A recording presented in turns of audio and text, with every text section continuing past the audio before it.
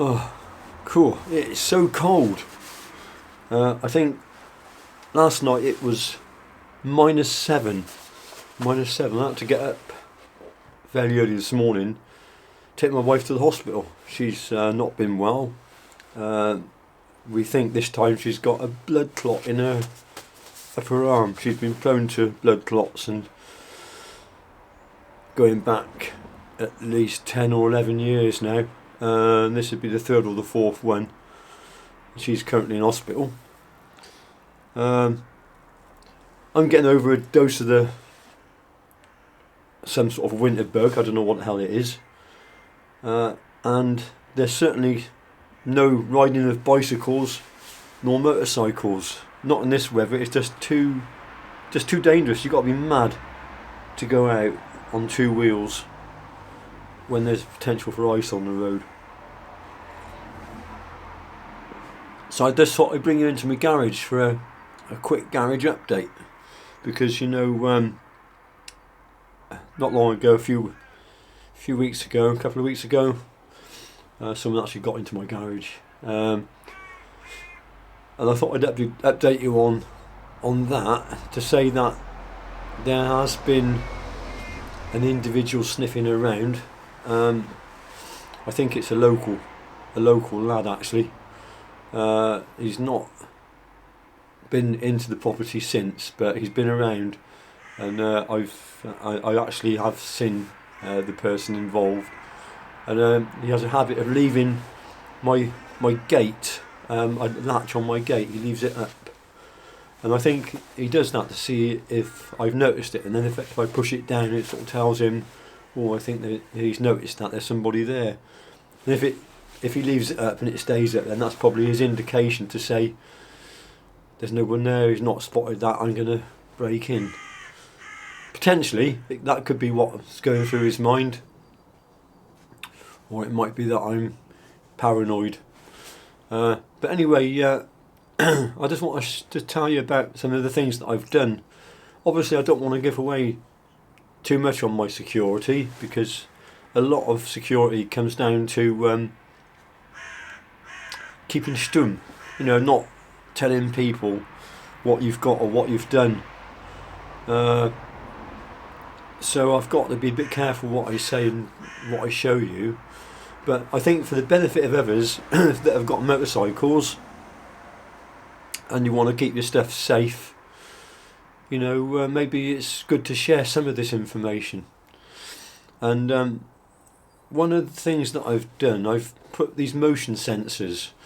They look like owls, little plastic owls, and they're battery operated, and you can move them from location to location very, very easily. So, if you decide that you want to move them to another part of your property, you can do that, and they will sense movement.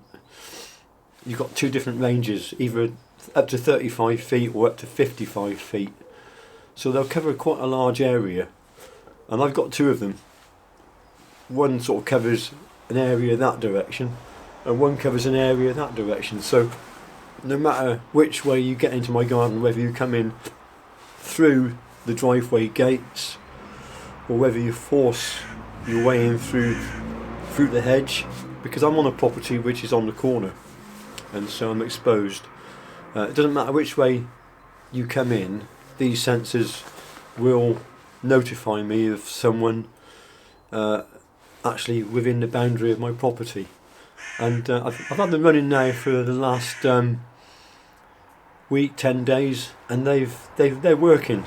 They are working, and they've got a range of up to half a mile. So if you've got a large property or a large driveway, these things will capture that.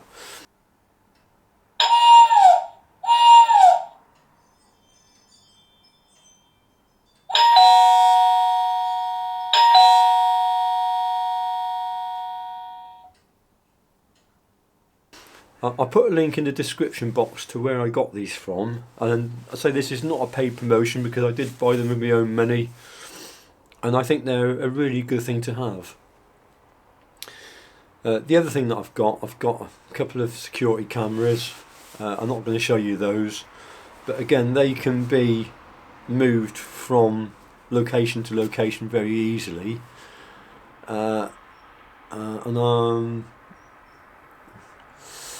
yeah, what else can I don't want to show you my gates, because I mean, well, I can show you my gates rather, but everything's been beefed up. The security's been beefed up, and I'm resting at bed at night now a lot better than I was.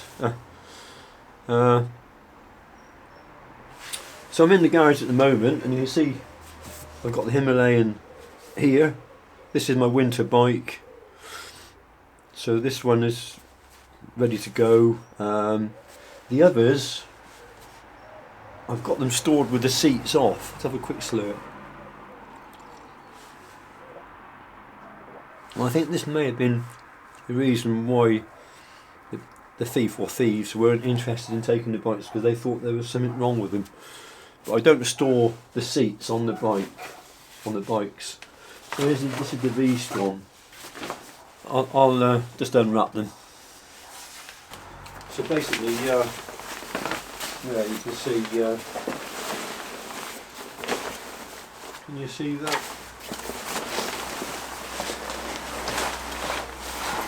The bikes they're not complete. The seats have been taken off of them. And a few other little bits and pieces. So it makes them not as desirable for the thief. Yeah, so that's Interceptor, V-Strom, the old DL1000 with the 1037cc engine, beautiful machine. Didn't ride it much last year. I think I did about 1,200, 1,300 miles on it. Most of the work was done by the Himalayan.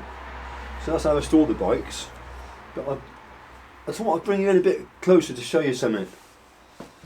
So they've all got disc locks on, they're all chained together.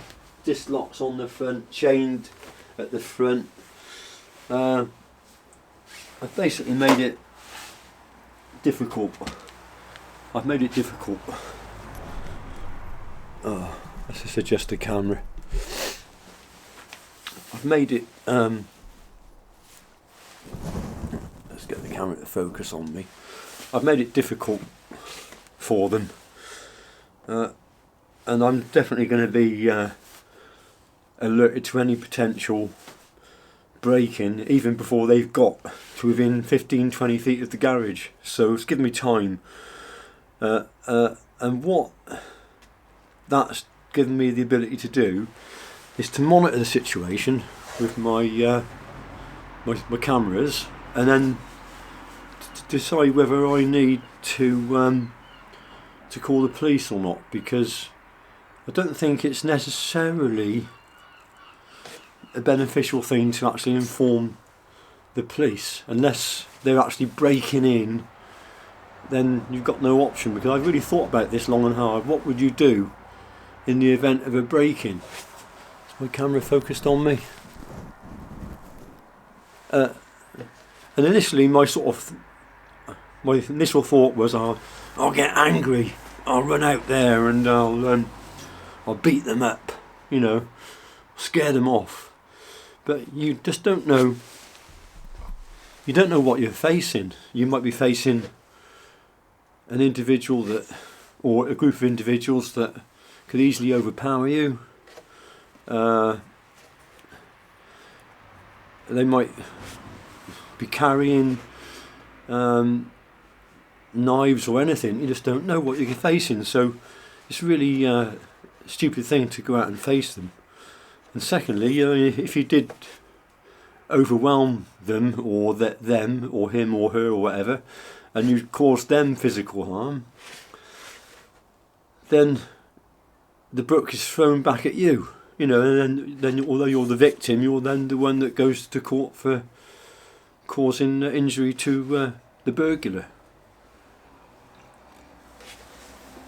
So I'm left with no alternative but then to call the emergency services, call the police, and hope that they're going to respond in time before they've broke through my layers of security, and before the bikes are taken. But I think the bikes are pretty safe now, to be honest. But I'm not going to rest on my laurels. So the thing I would do, that's what I would do. But if I could see that they were detracted, or they were phased, they looked at the security and decided, no, we're not going to bother, and then they buggered off, then I wouldn't bother calling the police.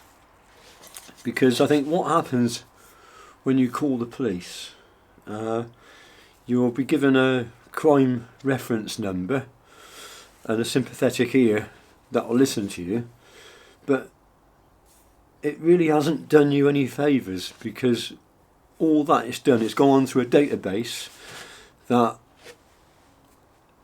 certain numbers of crime reference numbers have been issued to certain locations, and therefore in the future the insurance companies have access, I believe, to all this information, and then in the future when you come to renew your insurance, your premiums will go up a little bit. So I don't think it really is always a good thing to call the assistance of the police unless you really have to, and then that's what I would do. The other thing I want to talk to you about is condensation, because I've seen it a lot on other people's posts. I suffer with condensation in here, and people say, "Oh, you need ventilation. You need this, that, and the other. You need a dehumidifier. You need to insulate. You need to put a heater in your garage." Well, those things they will actually, combined with insulation, they will stop condensation. But if you're in an unheated garage like this, it's not something you're going to be able to do at a drop of a hat. I've got to live with the situation I've got at the moment, because I haven't got the time and I haven't got the money to be able to insulate this building and heat it at the moment. It's something I'll be working on in the new year. So condensation is going to be an issue, and a lot of us have got garages like this, single skin garages, unheated, and we put our motorcycles and other belongings in that situation. And it's simply a matter of physics. When you've got a cold spell like we have at the moment, there's very little moisture actually in the air, but all the metal on your bike, the engine cases, everything is very cold. And then what happens in the UK, we get an Atlantic weather system moving. Those weather systems carry a lot of moisture, a lot of warm air, and overnight, over the course of even 2 or 3 hours, once the cold air's gone, the warm moist air replaces it, and you simply have got, your bike is still cold because it's not warmed up, it lags. There's a lag behind, the temperature lag, it doesn't pick up with the air. So it's cold, and all that moist warm air condensates onto your machines, and they will be dripping wet. And it doesn't matter how much ventilation you've got, doesn't matter. That just lets the warm moist air come in onto the cold surfaces, so it's not going to fix it. So the only way you can preserve your bike, if you've got it stored in a building like this, is to keep them clean, and then apply products like ACF 50, GT85, spray them on liberally over all the surfaces. If you can look at my bikes, I'll show you in a minute, they are oily, and when that moist air comes in, it'll settle onto that, and it'll turn the surface a milky colour, emulsified basically. But that doesn't seem to do it any harm, because as soon as the cold temperatures come back again, it just disappears, and you're left with that oily film on the surface again. And there seems to be absolutely no degradation, there's no corrosion. The interceptor will be will be especially prone to it because it's got polished aluminium engine cases. But I'll show you those in a sec, and you'll see just how bright they are, even though they've been in the cold and through a few cold and warm cycles already this winter. The bike is going to come out in the spring as immaculate as it went in. So yeah, I'll have a quick slurp of my tea as it's chilling down. I'll show you the engine cases.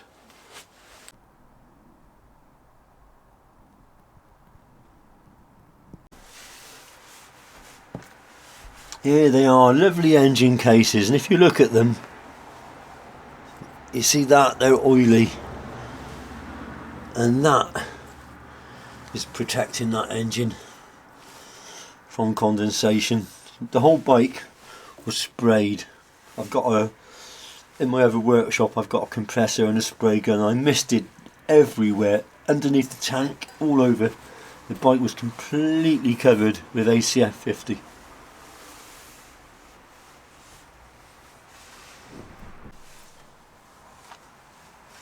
The same applies for the actual V-Strom. It's covered in oil. I don't know if you can see that on the forks there. You know, it's just going to preserve it. There's another alarm chain going through the wheels on this, and an alarm on there. So if the bike's moved, that's going to scream its head off. So I've done all I can really to protect the bikes. Each of the bikes has got one of those SAE type connectors. I think they're called SAE connectors, connected to the battery. And I got this battery tender, and then I move it from bike to bike. So I'm going to put the Himalayan on charge now. So it hasn't been on the tender for a couple of weeks. Battery's probably gone down on that. The Himalayan is a 5-year-old bike, just over 5 years now.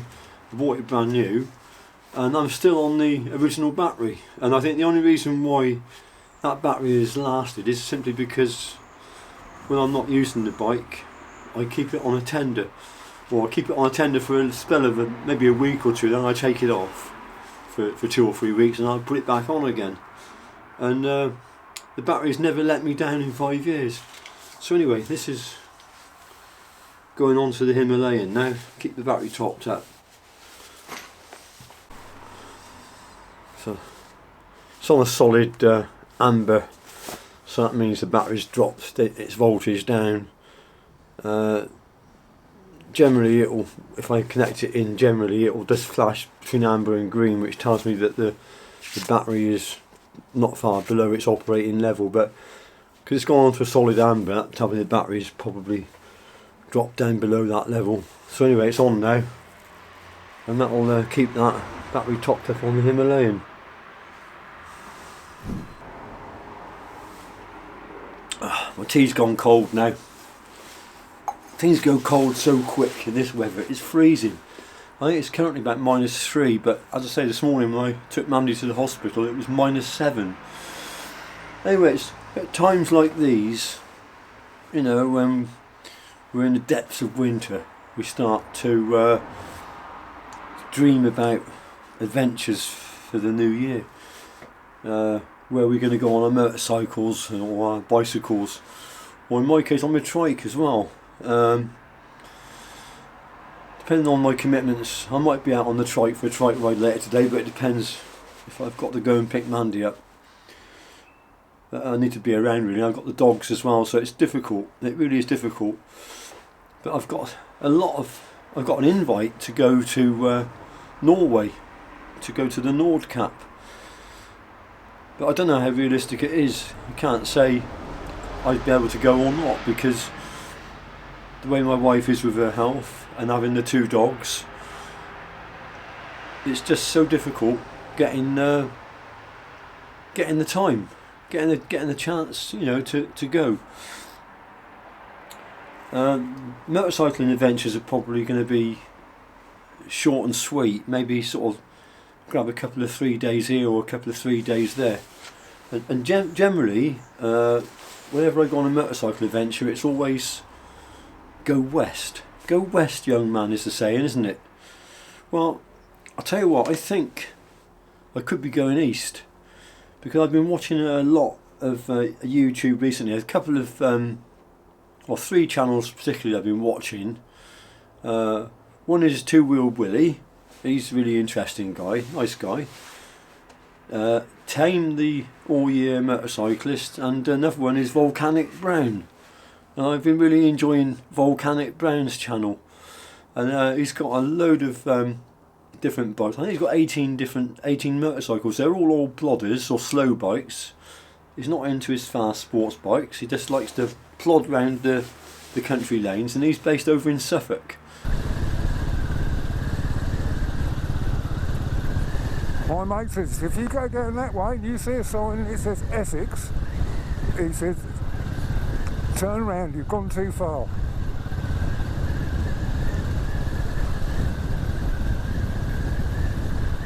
But for this sort of road, little old Bullet, it's just absolutely ideal.